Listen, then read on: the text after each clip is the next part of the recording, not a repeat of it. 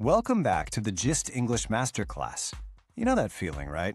You're in a meeting, you know the words, but you're not sure how to put them together to sound really sharp and professional? Yeah, we've all been there. So today, we're going to dive into 4 super simple but really powerful phrases that are going to instantly sound clearer and more precise. Okay, let's get into it. So here's what we've got lined up. We're going to build out your communication toolbox. First, we'll add a tool for talking about the past. Then, one for describing patterns. And after that, a really cool pair of tools for highlighting your strengths. Then I'll give you a super quick guide so you know exactly which one to use and when. And we'll wrap it all up by talking about why getting these basics right is seriously a total game changer for your career. You know, a lot of us learn English by memorizing grammar rules, and that's a good start for sure. But when you're in a fast-paced meeting, you don't need rules, you need tools. So I want you to think of these 4 phrases not as more rules to memorize, but as actual keys. Keys you can pull out in any meeting, any interview, any presentation to unlock really clear and confident communication.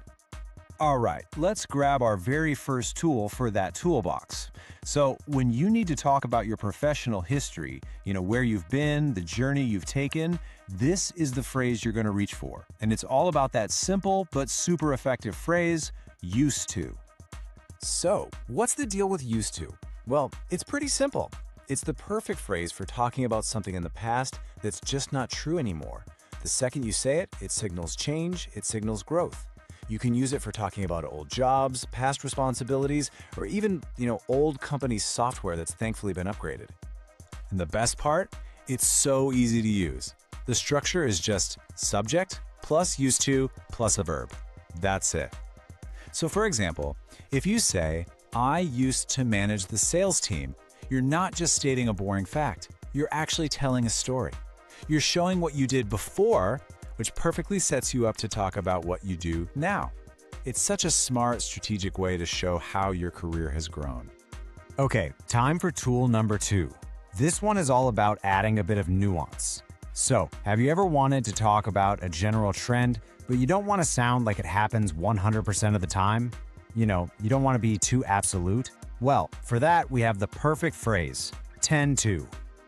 So the main idea here with tend to is that you're talking about a general pattern, not some strict rule that never changes. And here's a little pro tip. Using this phrase instantly makes you sound more thoughtful, more balanced. It shows people you get that things aren't always black and white, which honestly is a huge sign of a strategic thinker. And again, the structure couldn't be simpler. It's just the subject plus tend to plus the verb. Now look at this example. Clients tend to prioritize cost in uncertain markets. See how much better that sounds than saying all clients prioritize cost? It's so much more sophisticated.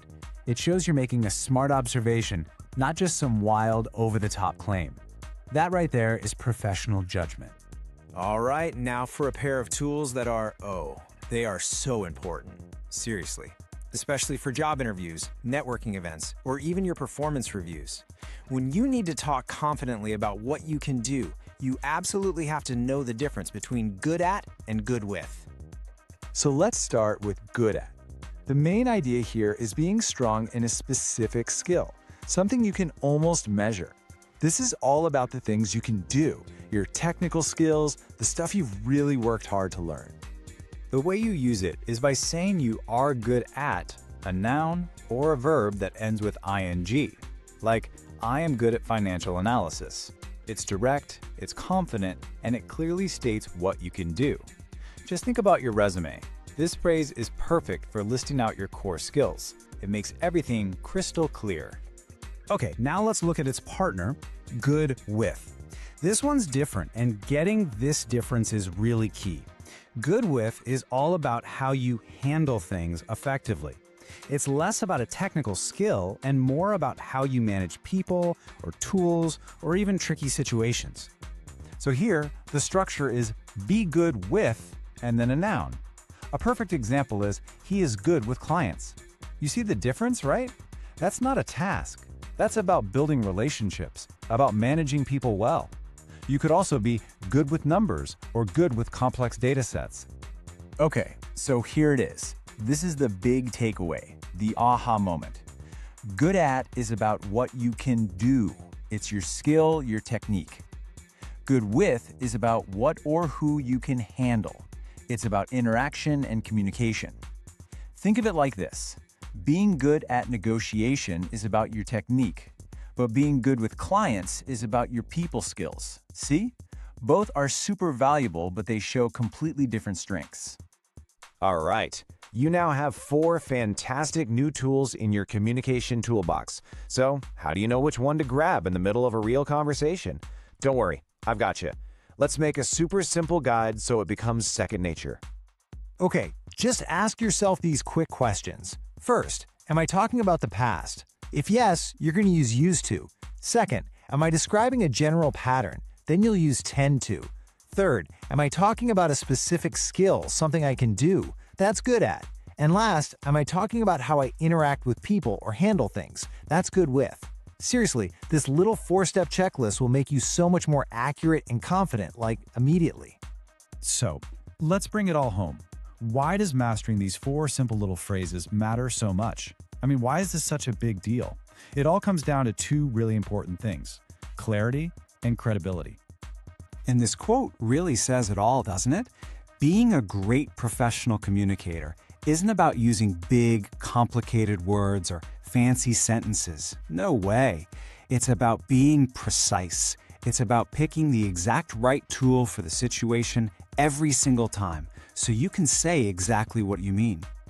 By mastering used to, tend to, good at, and good with, you are taking a huge step forward. You'll sound clearer, more credible, and more confident in any professional setting. So start putting them into practice today and notice the difference they make. See you in the next class.